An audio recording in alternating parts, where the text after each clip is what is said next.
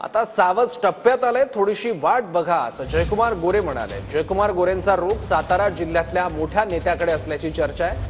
कितीही काळ्या बावल्या बांधा, माझं काही वाकडं होणार नाही असंही गोरेंनी म्हटलंय।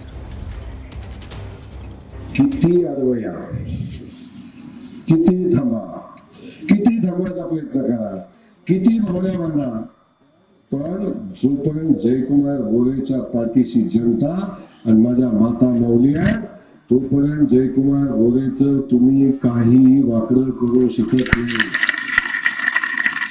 मी कुणाच्या नादाला लागत नाही, माझ्या नादाला कुणी लागायचं।